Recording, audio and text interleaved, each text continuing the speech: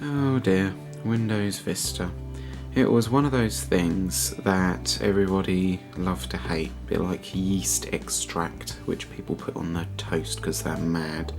In its defence, though, it introduced many things which we still see in Windows today, and once it had all its updates, it was actually okay. Windows 7 basically owes its existence to this because it's just a fixed version of it. So let's take a quick look around the box without showing the product key. So on the back here we've got many of the all new features, the latest edition of Windows Vista. This is the Ultimate Edition, so it's got pretty much everything. And it comes with, enjoy Windows Media Center. You can connect your Xbox 360 and other devices. I didn't even know the Xbox 360 was released back then. They've only recently stopped manufacturing them, so yeah.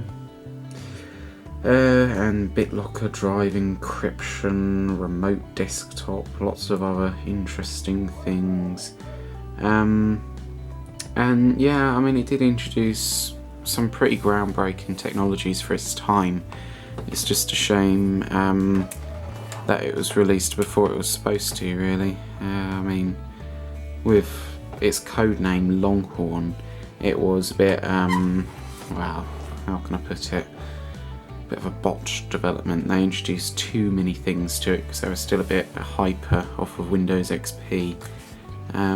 So inside we've got these two little booklets. It's very simplistic compared to Windows XP's big box, because we've got the instruction manuals here, which has got all sorts of different things. Windows Mail is an improved email program, which nobody ever used. And then we've got this one, all about the product key and everything. Eat CDs instead of a DVD. Okay. And then we've got, obviously, if I get them out, we've got the 64 and 32-bit software there. And on the other side of this, we've got the product key. Obviously, I'm not going to show that on camera. But yeah, I mean, it was pretty good for its day. Just about open this here because I don't know quite where that key is actually. Oh no. And we can open this up and you can see that was Windows key and tab, I believe. So I've got a Vista machine here. If I open documents, because I've already got WinVer open, there's Windows key, tab. There we go. And then you can see that's how to do that.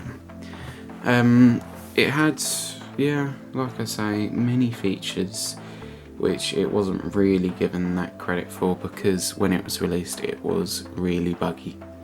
But they did manage to fix that, and it had 2 service packs, I believe. So this is the website explaining that Windows Vista support has ended, and what this basically means is that security updates for Internet Explorer 9 and Windows Vista have both ended, and if you still use Vista, then unless you're extremely careful, there are a lot of security risks that come with using it. Now, one thing that I would suggest is switching to a Linux distribution. So the one you see on screen now is called Ubuntu. This is Ubuntu 19.10, which is the very latest version. But if you use a 64-bit system, then you can use these latest versions. But if you use a 32-bit version, then you have to use Ubuntu 18.04, which is a long-term support release.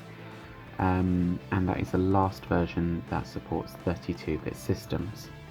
Now you can see online more information about how to tell if your computer is a 32-bit or a 64-bit system. And basically I mean, computers of that era, they aren't going to be able to run modern software that well because of hardware limitations, because of their age. So I would suggest switching to a newer computer, and possibly like Windows 10, because they've managed to refine it to such a point now. It is a really good operating system. And that's basically that. So this is the machine which I'm running this edition of Windows on. This is the Ultimate Edition that I've loaded straight from the box copy, and it's alright really. With all the updates, I don't really have any problems with it at all. It's just, there we go, if I get Wimber up. With Service Pack 2, it's perfectly fine. It's had all its updates and it doesn't have any more. And yeah, so I mean, Vista, it had a shaky start, but after refinements and everything, it's just as usable as like Windows 7 really. And as I said earlier on, that's basically all that Windows 7 was, just an improved version of Vista.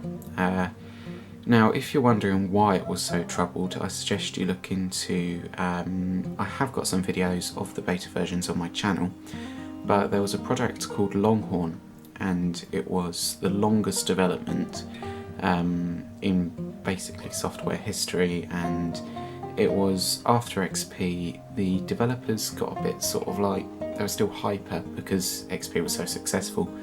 They were adding in all these new features which it couldn't really handle. And I mean, some of the ideas were really intelligent. They were making new file systems for it. They were adding in all sorts of new things, which really they were sort of saving up for the next version after Vista. But yeah, a bit sad really, but there we go. Anyway, I hope you all enjoyed this video today, and if you did, then please feel free to subscribe to my YouTube channel to be notified when new videos are released. And I do have a couple of other Windows unboxing videos, like I've got quite a successful Windows XP one, so you can go ahead and check that out if you like. And I hope to see you all in the next video.